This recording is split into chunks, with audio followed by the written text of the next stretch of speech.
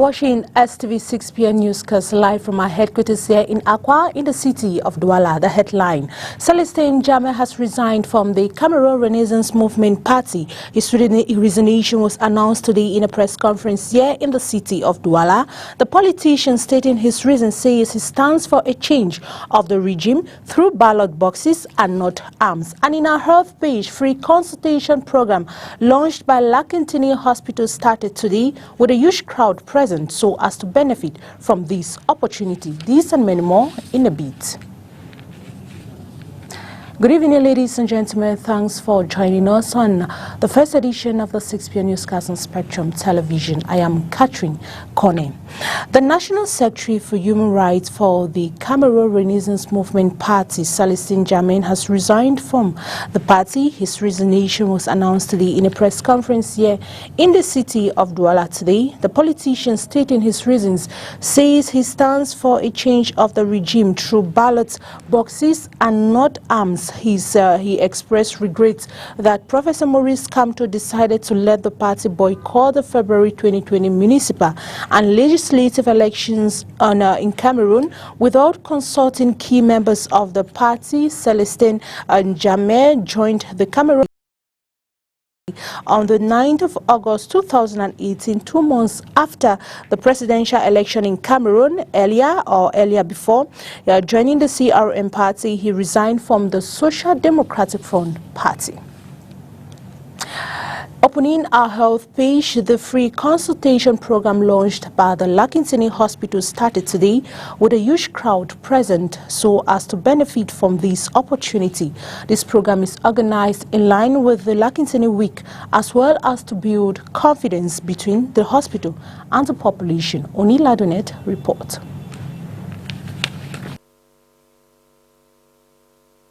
This is a Kone Hospital premises today, Monday, December 14, 2020.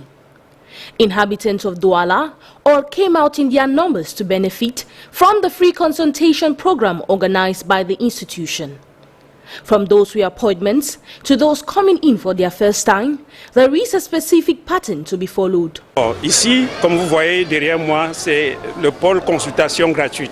Donc depuis ce matin, les personnes viennent. As you can see, behind me is a free consultation stand.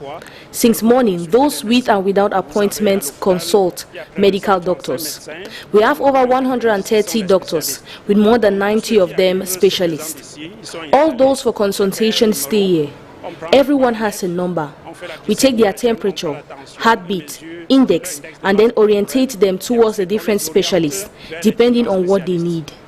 Those with appointments are directed towards their doctors. Les rendez-vous déjà prévus avec leurs médecins sont orientés vers leurs médecins. Ceux qui n'en avaient pas sont vus par des médecins selon leurs demandes. In order to get consulted on time, some inhabitants arrived as early as 7:30 a.m. Depuis que nous sommes arrivés là, on est arrivé là très tôt. Bon, nous constatons que la... Since we came here, we came early. Well, we noticed everything going smoothly because when you get registered, you get your medical booklet. We have a person who directs you to where you can check your temperature. Despite the crowd, all is going on well. This free consultation day is to celebrate the Kone Week, which started on Sunday, December 13, and will last right up to December 18, 2020.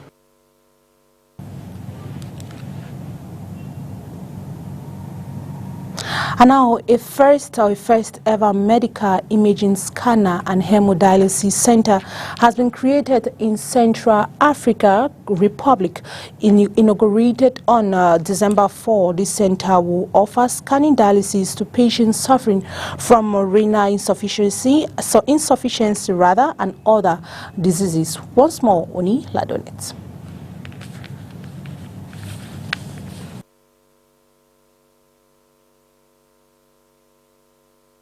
The Central African Republic now has its first ever medical imaging scanners and a hemodialysis center thanks to the support of a Cameroonian enterprise, Numelac SA. The infrastructure located within the grounds of the Bangui General Hospital will help meet the medical needs of Central Africans as well as put at the disposal dialysis, scanners, mammograms, dental panoramic for those suffering from kidney and heart diseases. Je pense que compte tenu des besoins et des demandes, I think that putting into consideration the needs we have, there's still lots of work to be done. It won't solve everything. It's just the beginning. But it's better to have this than have nothing at all. Because sometimes we have urgent issues and we cannot evacuate people because they are not in the condition where they can be evacuated.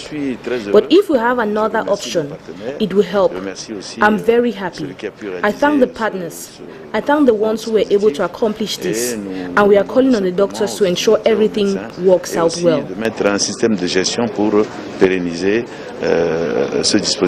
The center was inaugurated on December 4, 2020 at Bangui in a ceremony chaired by the President of Central African Republic.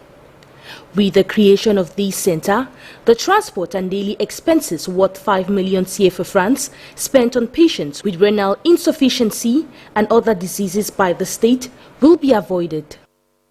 Dépensons beaucoup pour évacuer nos malades pour des questions diagnostiques. Et avec ce dispositif, we spend so much just to transport people for diagnosis. With this new structure, it will help, and like the minister said, it will help bring family members closer to their patients. Because when we evacuate them, they go far away from their families. We get to pay their flight tickets, daily expenses, as well as pay doctors. So today is an important day. Un élément important dans le dispositif sanitaire de la République africaine. This new institution was a firm promise at the start of the mandate of the Central African President Faustin Archange Touadéra, who, with the help of Numelac SA, a company specialized in the construction and supply of medical equipment, is able to accomplish his promise.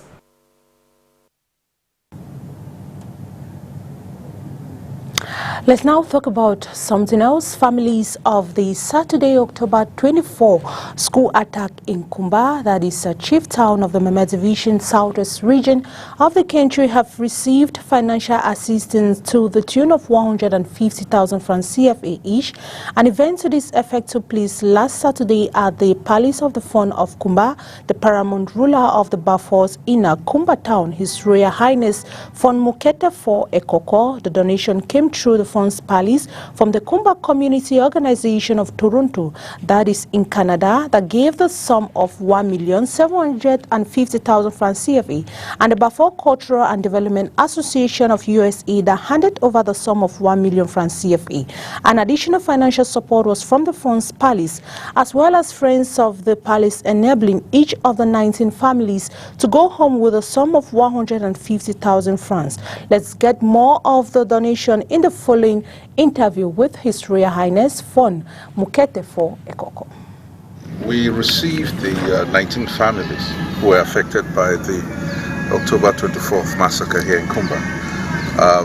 As you know, 7 children were lost or were retired. The families were here today at the palace again to receive financial support that came from abroad.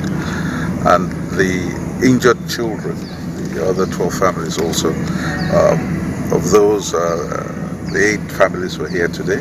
The other 3 families were in hospital, in one in Mutengane and 2 in Boya. But I was able to visit them, the families, right to the hospital. Mutengane, I was there on Friday, on Thursday I believe, yes, I was in Mutengane, and on Friday I was in Boya to see the other 2. And then the rest were here today to receive the donation. We have a lot of interest, those who in one way or the other are linked to Kumba, K-Town associations, Kumba community and so on, and who call the palace, they call me, they get in touch with me and say they want to give a donation to those affected. And this is what happens. That's why, as you know, this exercise has been repeated several times already. It's because donations keep coming. And I can assure you that donations will continue coming. There are about 3 others in the pipeline. China, there's another in the United States, in fact 2 in the United States, building from other states coming in. So I've not heard much of Europe, so there will be those also coming through. So we'll meet like this again. And the palace feels that each time these donations are given, we also add a donation on top of the donation that comes to encourage it. And we feel that there's not been as much reaction from the Cameroon community itself. I mean, locally, we've not seen companies move. We've not seen the enterprise sector in Cameroon move for these donations. We hope it will come at some point, but at the moment, what we are seeing is members of the diaspora. Now, it's been very touching in the sense that we thought for a while that members of the diaspora were financing the war. That's how it came across. But interestingly, in this scenario, is members of the diaspora actually showing compassion and love and giving, saying this is horrible, we want this war to end, and giving donations to the families to support those who have been affected. We now take you to news out of the country. The U.S. has approved emergency use of the coronavirus vaccine, paving the way for Americans to start getting vaccinated within other days. But public skepticism about the safety of the vaccine remains, with polls showing many adults say they won't get the shot. VOA with more. This hospital in Chicago is preparing to deliver COVID-19 vaccines made by Pfizer-BioNTech that were approved for emergency use by the U.S. Food and Drug Administration Friday night. Logistical challenges include keeping the vaccine at the extremely cold temperature of -70 degrees Celsius using specially designed temperature-controlled thermal shippers and freezers. That ultra-low freezer we can only open for 2 minutes at a time, otherwise it'll go out of range, so we have to be very precise in our movements. And once we take the drug out, we have to move it to the refrigerator within a 10-minute time frame so it doesn't fall into the ultra-quick defrost. If it defrosts too quickly, we only get 2 hours stability. If we can defrost it slowly, we get 5 days of stability. Immediately following the vaccine's approval, President Donald Trump released a video on Twitter hailing the news as a medical miracle. He said the first immunizations would take place in less than 24 hours. We want our senior citizens, healthcare workers, and first responders to be first in line. This will quickly and dramatically reduce deaths and hospitalizations. Trump's announcement followed media reports of his chief of staff threatening to fire the head of the Food and Drug Administration, Stephen Hahn, if he did not grant emergency use approval by Friday. All of these rooms are full of COVID. Vaccine approval came as COVID-19 cases soared, with almost 300,000 confirmed deaths. Yet some Americans are skeptical about vaccine safety. I definitely feel like it's too fast. We don't know the side effects. It hasn't been tested long enough. We want to make sure that this works for real, you know, because you don't want to take something that is going to make everything worse for you. A recent survey by the Associated Press shows about half of U.S. adults say they won't get the vaccine or are unsure if they will. Good afternoon, everyone. President-elect Joe Biden, who spoke Friday morning after the vaccine was recommended but not yet approved, sought to allay public skepticism of political influence in its approval. You should have confidence in this. There is no political influence. These are first-rate scientists taking their time looking at all of the elements that need to be looked at. Scientific integrity led us to this point. Despite the vaccine's approval, there is still much planning and details to be finalized at the state and local level in terms of when and where Americans can get the vaccine. In the case of healthcare workers, you can find them in healthcare settings. And in the case of long-term care residents, certainly they're in long-term care facilities. So it may not mean as much for the first two priority groups. But once you start to talk about essential workers, the elderly, those distribution points and pointing to where people need to go and at what time will be absolutely critical. The U.S. is now the 6th country to approve this 2-dose regimen, including Britain, Bahrain, Canada, Saudi Arabia, and Mexico. Patsy Widakuswara, VOA News. And that's all we had for you for the 6 p.m. newscast on Spectrum Television. See you tomorrow for more information on the happenings in Cameroon and the world at large. Good night.